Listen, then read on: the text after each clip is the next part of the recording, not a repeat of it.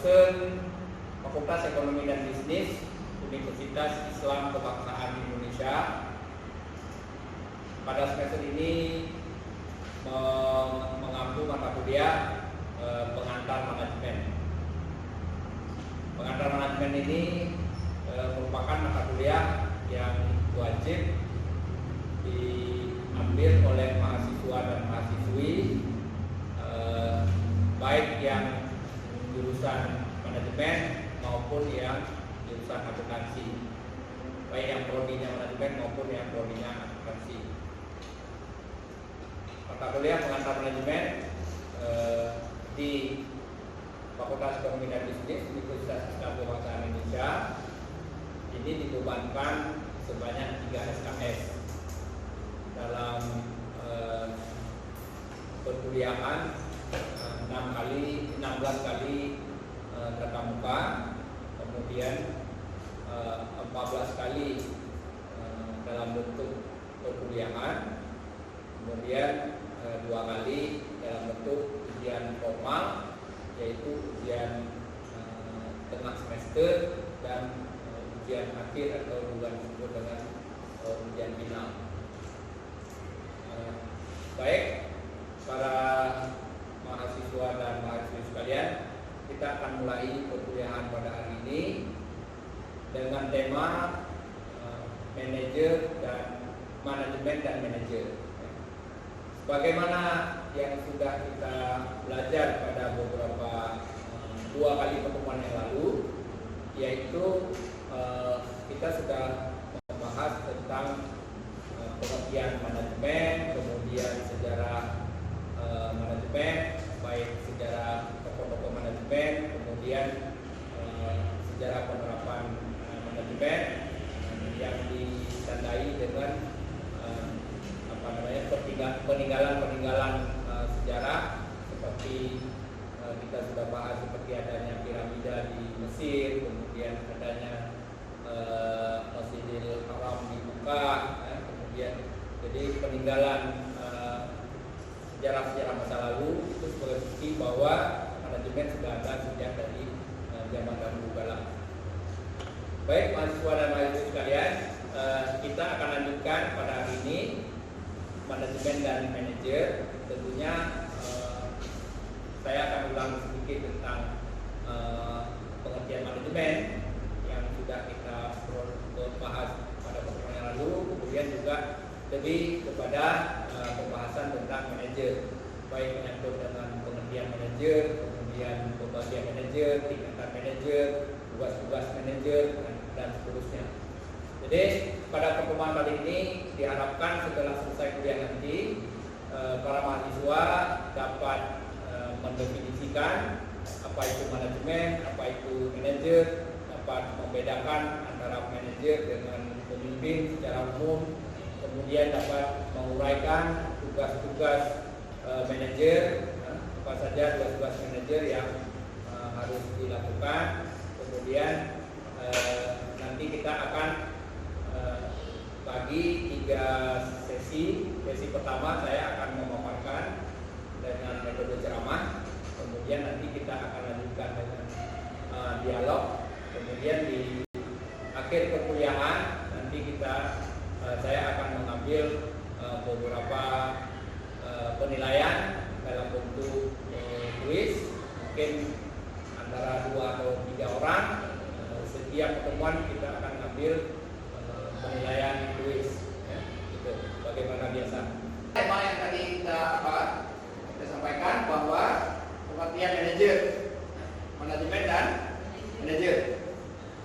Pengertian manajer, setiap orang yang mempunyai tanggung jawab atas bawahan dan sumber daya organisasi lainnya. Jadi manajer itu apa? Orang yang diberikan tanggung jawab terhadap bawahan dan sumber daya lain. Nah, apa sumber daya lain? Kalau bawahan sumber daya manusia. Kalau sumber daya lain seperti tadi ada sumber daya dana, ada sumber daya apa lagi? Ya, ada sumber daya dana, ada sumber daya. Tadi kan ada mesinnya, ada sumber daya mesin, ada sumber daya alat. Jadi itu berupa misalnya tanah, gedung, itu semuanya sumber daya. Itu semuanya sumber daya. Jadi seseorang yang diberikan tanggung jawab terhadap bawahannya dan sumber daya lainnya, maka itu disebut dengan manajer. Nah, itu manajer. Manajer itu diklasifikasikan menjadi dua, yaitu ada yang disebut dengan tingkatan manajer, ada yang disebut dengan tanggung jawab dalam organisasi. Jadi kalau dilihat daripada tingkatan manajer, maka manajer dibagi tiga. Dilihat dari tingkatannya, ada yang disebut dengan top manager, ada middle manager, ada lower manager. Top manager itu manajer tertinggi. Nah, kalau middle manager itu manajer menengah. Kalau low manager bawah. Kalau kita mau makan dengan kampus, top manager itu siapa? Rektor top manager. Rektor top manager. Kalau middle manager di kampus kita ini bisa. Middle manager menengah. Kira-kira siapa? Akademik. Dekan kali ya? Dekan. Ya, oke. Jadi dekan middle manager. Kalau low manager, lower manager siapa? Kaprodi kali ya? Kaprodi ini kaprodi low manager, dekan middle manager, rektor top manager. Nah, kira-kira begitu. Jadi manajer tingkat tinggi, manajer tertinggi, manajer menengah, dan manajer bawah. Itu dilihat dari sisi tingkatan.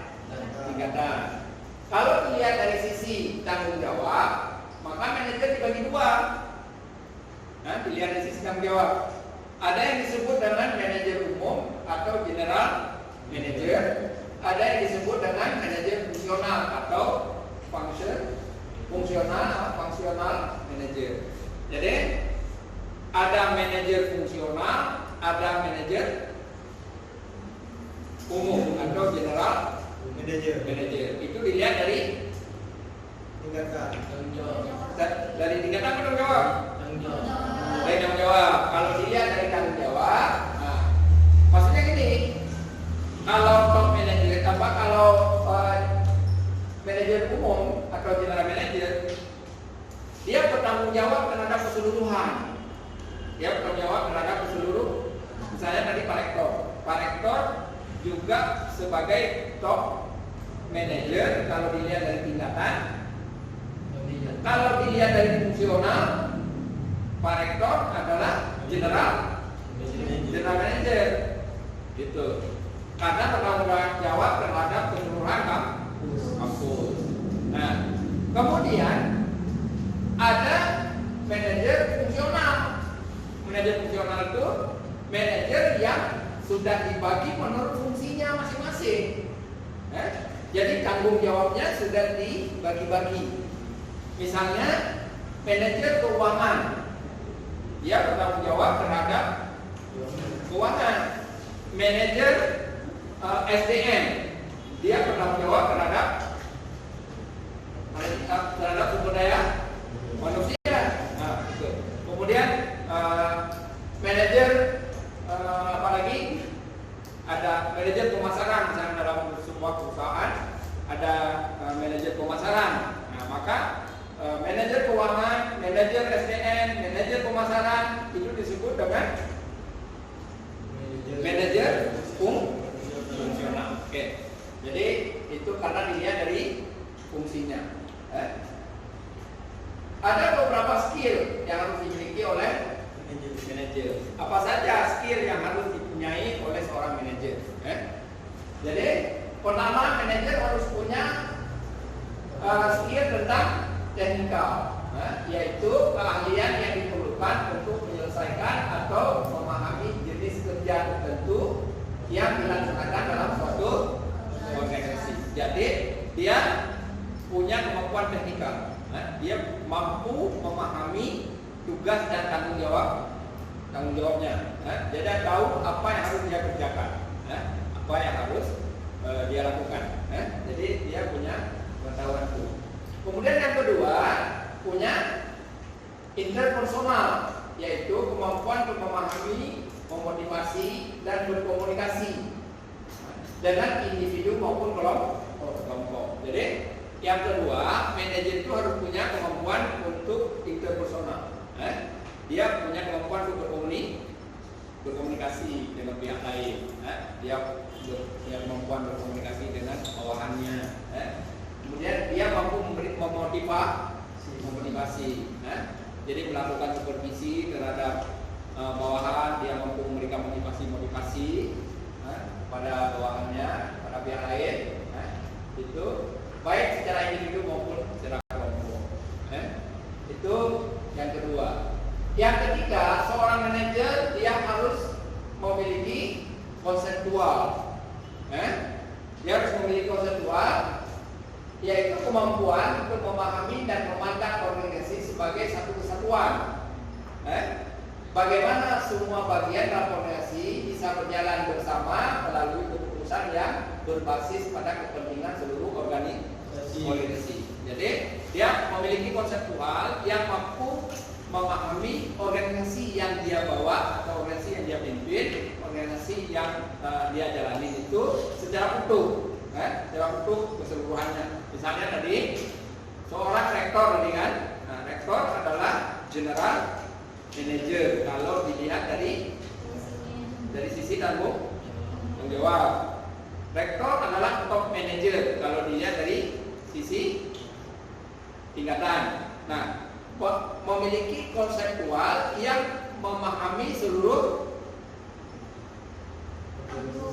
kampus, bukan memahami seluruh manajemen yang ada di kampus, memahami semua fakultas, memahami semua prodi, memahami semua hal atau semua lini yang ada di kampus.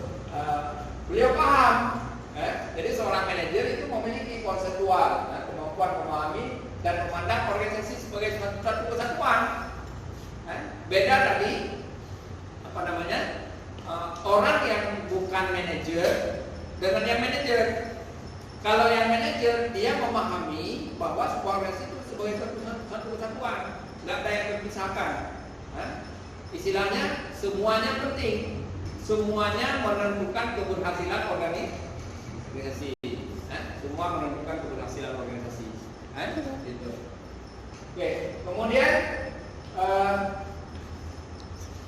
berikutnya manajer memiliki kemampuan diagnosis, yaitu keahlian untuk memvisualisasikan jawaban yang paling sesuai untuk situasi tertentu.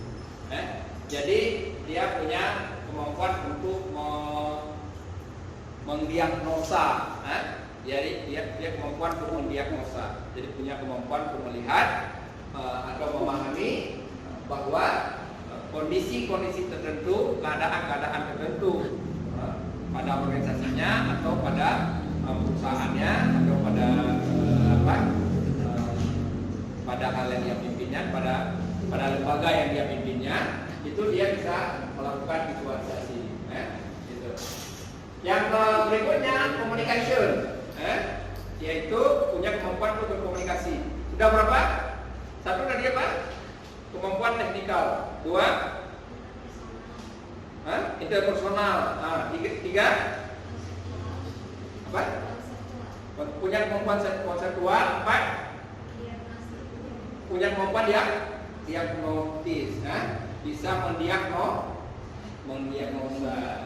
Kemudian berikutnya punya kemampuan komunikasi.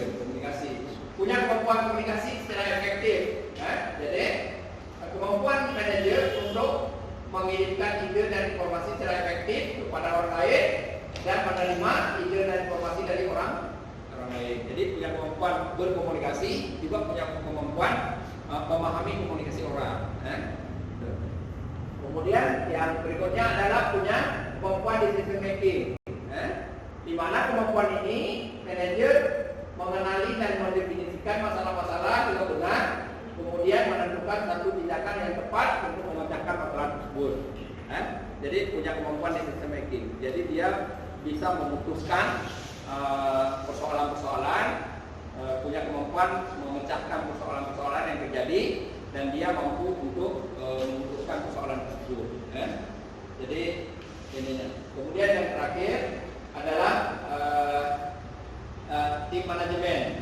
Jadi punya tim manajemen, yaitu keahlian manajer untuk memprioritaskan pekerjaan, mengendalikan waktu secara efisien, mendelegasikan pekerjaan secara tepat. Jadi tim manajemen ini, jadi ada orang-orang yang disiapkan untuk menjalankan tugas, punya tim, punya teamworknya, punya tim kerjanya, sehingga seorang manajer itu dia bisa memprioritaskan pekerjaan-pekerjaan. Jadi ada pekerjaan yang penting mendesak, ada pekerjaan penting tapi tidak terlalu mendesak, ada pekerjaan mendesak tapi tidak penting, ada juga kan? Ada pekerjaan yang penting, yang tidak penting dan tidak mendesak. Jadi bisa diprioritaskan. Jadi bisa prioritas kerja, mana yang duluan dikerjakan, mana yang bisa dikerjakan belakangan. Jadi dari urutan program, urutan kerja, jadi ada sistematikanya, ada ada prioritas kerjanya. Jadi ada prioritas kerjanya. Gitu. Oke, ini tugas manajer.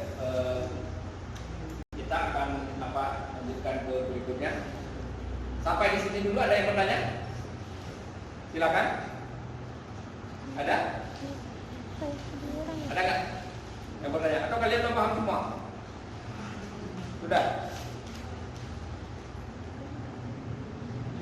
Ada yang bertanya? Silakan. Siapa yang bertanya?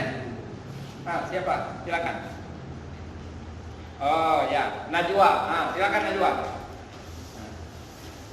Apa pertanyaannya? Apakah manajemen perlu diterapkan di dalam kehidupan sehari-hari? Oke, bagus pertanyaannya. Apakah manajemen perlu diterapkan dalam kehidupan sehari-hari? Ya, perlu nggak manajemen dalam kehidupan sehari-hari ya? Ada yang mau jawab? Ya, gimana? Siapa? Penting dalam kehidupan sehari-hari kita, karena dengan adanya manajemen kita dapat mengatur semua kegiatan kita dalam kehidupan sehari-hari. Manajemen perlu diterapkan dalam kehidupan sehari-hari. Alasannya karena dengan manajemen kehidupan kita bisa kita tata, bisa kita atur, perencanaannya bisa kita buat, kemudian kita juga bisa mengevaluasi apa yang sudah kita kerjakan, apa yang belum, gitu ya. Bisa diperkirakan sumber daya akan digunakan. Kayak orang misalnya mau pergi ke pasar, berapa perlu duit, apa aja yang akan dibeli, bisa kan? Itu semuanya butuh manajemen, betul.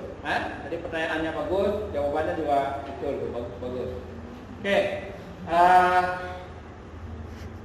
Masih ada?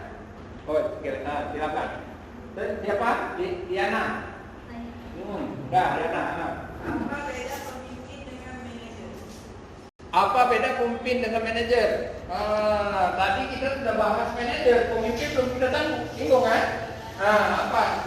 Apa beda pemimpin dengan manajer? Ada yang mau menyumbangkan pemikiran atau memberikan jawaban, tanggapan, silakan. Apa? Pemimpin mengeplay keseluruhan organisasi, sementara manajer membawahi sekelompok karyawan dengan tugas-tugas yang lebih spesifik. Seorang pemimpin dan manajer sama pentingnya untuk menjamin keberlangsungan sebuah usaha. Kalau pemimpin memimpin keseluruhan organisasi, ya gitu. Kalau manajer membawahi sekelompok karyawan. Kalau manajer dia membawahi sekelompok karyawan dengan program kerja atau dengan tujuan organisasi yang sudah jelas begitu. Ya, kira-kira ya begitu. Ya, ada benarnya. Terima kasih jawabannya. Kayaknya sudah ditulis tuh, dilihat di tanya di Google tuh gimana? Ya udah, nggak apa-apa, bagus. Gitu.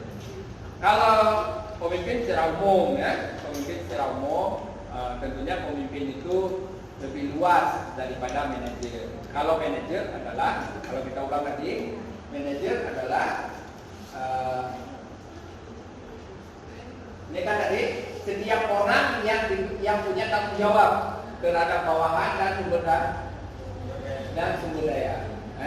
Jadi seorang manajer adalah orang yang diangkat, kemudian dilantik, diberikan haknya apa, diberikan kewajibannya apa, mungkin protokolnya, jadi ada protokolnya apa segala macam. Nah, itu seorang manajer. Tapi kalau pemimpin lebih luas dari itu, karena pemimpin nanti ada pemimpin yang formal, ada pemimpin yang informal, ada pemimpin yang non formal. Pemimpin itu ada yang diangkat dan diberhentikan, tapi ada pemimpin yang secara alamiah menjadi pemimpin tersendiri. Misalnya kayak ulama umpamanya, ulama adalah pemimpin umat yang muncul dengan sendirinya, jadi muncul dengan sendirinya, bukan diangkat, bukan dipilih. Kalau presiden, pemimpin itu yang dipilih, jadi yang dipilih. Antara manajer dengan pemimpin ada beda, kalau dibedakan ada, tapi secara umum manajer dan pemimpin juga sama. Bedanya itu tadi, pemimpin bisa lebih luas daripada manajer. Pemimpin, kalau manajer itu orang yang diangkat, diberi tanggung jawab, lalu diberikan hak, diberikan kewajiban.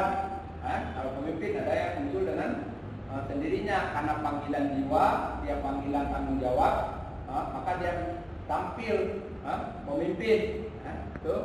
Itu pemimpin. Kan? Oke. Baik. Masih ada? Satu lagi. Raihana. Ya. Raihana, apa? Apa saja yang harus dilakukan manajer dalam menjalankan fungsi-fungsi manajemen? Ya. Raihana, pertanyaannya apa saja yang harus dilakukan oleh manajer dalam menjalankan fungsi-fungsi manajemen? Ya, begitu. Kan kemarin kita sudah bahas ya fungsi manajemen. Nah, kemarin kita sudah bahas. Sudah belum? Sudah. Nah, pada pertemuan kedua ya. Pertemuan kedua kita sudah bahas fungsi manajemen, yaitu yang tadi kita ulang. Fungsi manajemen itu adalah perencanaan, pengorganisasian, apa lagi? Pelaksanaan atau actuating, kemudian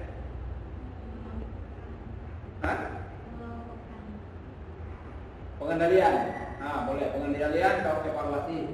Nah, apa yang harus dilakukan oleh manajer dalam menjalankan fungsi manajemen? Ya, kembali kepada yang pertama tadi. Manajer harus membuat perencanaan. Jadi harus ada program kerja, ada perencanaan yang jelas, mulai dari visi-visi sampai kepada kegiatan. Jadi dari visi turun ke misi turun ke tujuan, dari tujuan nanti turun ke sasaran, dari sasaran nanti turun lagi ke program, dari program nanti turun lagi ke budgeting, dari budgeting turun ke aksi. Nah, itu semua dari visi sampai ke kegiatan, itu disebut dengan perencanaan. Nah, kemudian yang kedua adalah pengorganisasian. Pengorganisasian berarti manajer ini harus membagi tugas. SDM yang ada dikelompokkan dalam bagian-bagian, misalnya bagian keuangan, bagian pemasaran, bagian produksi, bagian SDM. Nah, itu pengelompokan orang-orang dalam bagian-bagian ini disebut dengan organisasian. Jadi seorang manajer itu harus mengelompokkan orang-orang dalam kelompok-kelompok tersebut, sehingga masing-masing menjalankan fungsinya. Jadi ada pembagian tugas. Ya. Kemudian yang ketiga tadi pelaksanaan. Tentu ketika dilaksanakan, manajer itu melakukan supervisi, turun ke lapangan, kemudian memeriksa, kemudian memberikan bimbingan, memberikan motivasi terhadap pelaksanaan agar program tersebut bisa jalan. Dan yang terakhir tentunya evaluasi. Evaluasi itu mengevaluasi, menilai, memberikan penilaian kinerja, memberikan penilaian daripada hasil-hasil kerja unit-unit yang tadinya sudah dibagi-bagi. Nah, itu memang tugas manajer. Jadi kalau ditanya apa saja yang dilakukan oleh manajer dalam menjalankan fungsi manajemen, yaitu tadi semua fungsi manajemen itu memang tugas manajer. Jadi tugas manajer untuk menjalankan itu. Oke, baik. Saya pikir cukup ya untuk pertemuan pada hari yang berbahagia ini. Atau ada lagi yang bertanya yang belum paham? Udah ya, udah paham semua ya? Oke. Sekarang saya yang bertanya. Jadi sekarang saya yang bertanya ya. Jadi sebagaimana biasa sebelum menutup mata kuliah, saya akan mencoba mengevaluasi minimal ya antara 2 sampai 3 orang lah. Antara 2 sampai 3 orang dalam rangka input apakah pertemuan kita pada hari ini bisa dipahami atau tidak. Kemudian yang kedua juga dalam rangka mengumpulkan nilai nilai kuis ya. Nilai kuis. Baik. Pertanyaannya yang pertama. Ini siapa yang bisa jawab langsung tunjuk tangan ya. Pertanyaan yang pertama ya. Coba saudara jelaskan seni yang dalam manajemen. Kan tadi ada pengertian manajemen, 9 kata memahami manajemen, mulai dari seni, ilmu, perencanaan dan seterusnya. Nah, sekarang saya minta yang pertama. Yang pertama menjelaskan seni yang dimaksud dalam manajemen itu apa? Oke. Silakan, siapa yang bisa jawab? Ya, siapa namanya? Anayanti, Pak. Oh, ini oke. Baik. Ya, silakan. Seni adalah teori yang dikemukakan oleh Mary Parker Fowler. Contohnya dari penerapan manajemen sebagai seni adalah menggunakan manajer untuk memimpin dan memastikan kinerja dari tenaga kerja untuk mewujudkan tujuan perusahaan. Nah, itu banyak kali ya. Dan itu lihat di Google ya. Googling ya. Jadi singkatnya apa? Singkatnya seni itu adalah sebuah cara atau gaya, cara atau gaya tertentu yang diperankan oleh seorang manajer, yang diperankan oleh seorang manajer. Oke, baik. Pertanyaan kedua, ya.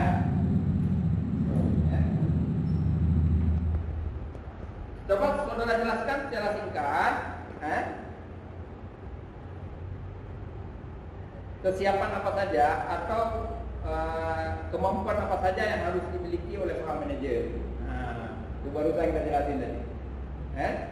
Kemampuan apa saja yang harus dimiliki oleh seorang manajer. Siapa yang jawab? Ayo. Atau saya tentukan aja yang kedua. Masita, mana? Mana Masita? Ya, oke. Silakan Masita, silakan jawab. Yang pertama keterampilan teknik, yang kedua keterampilan konseptual, yang ketiga keterampilan sosial atau interpersonal, yang keempat kecerdasan emosi, kelima mengelola SDM, keenam memiliki strategi manajerial, tujuh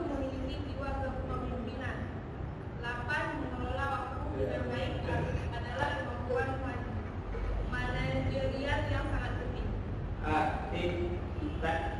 Time management yang ke-8.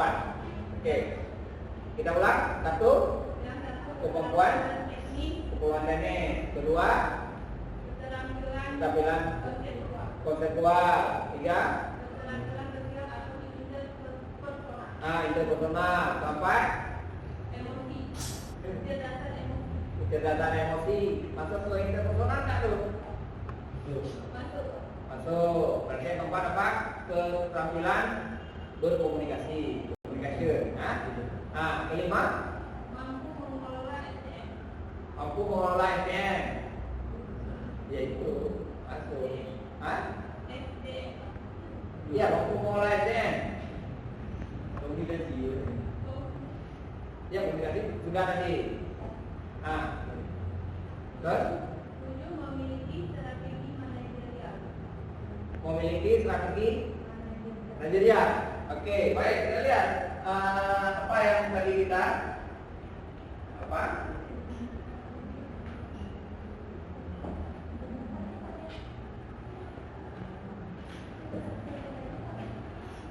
Apa tadi?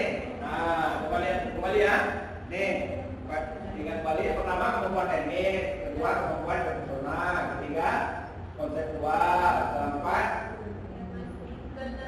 kemampuan berdiagnosis, mendiagnosa permasalahan, kemudian kemampuan komunikasi, kemudian decision making. Ini yang tadi lupa ya, ini yang belum masuk tadi ya. Jadi punya kemampuan dalam memutuskan memecahkan masalah, memutuskan solusi-solusi yang tepat untuk dilaksanakan. Dan yang terakhir, tim manajemen, kalian manajer untuk memprioritaskan pekerjaan. Jadi, oke, sesuai dengan ininya. Baik, alhamdulillah kita cukupkan sampai di sini pertemuan kita pada hari yang berbahagia ini. Saya doakan kalian semoga sehat dan sampai di rumah pada tujuan masing-masing. Dan jangan lupa untuk pertemuan yang akan datang, sebagaimana kemarin kita sudah sebutkan, kita harus bahas pada pertemuan yang akan datang dalam bentuk diskusi kelompok. Pertemuan yang akan datang kelompok berapa? Kelompok 4 ya. Oke. Jadi sebagaimana materi yang sudah kita bagikan, nanti kelompok 4 menyiapkan untuk presentasi di pertemuan yang akan datang. Lebih dan kurang, saya mohon maaf. Assalamualaikum warahmatullahi wabarakatuh. Waalaikumsalam.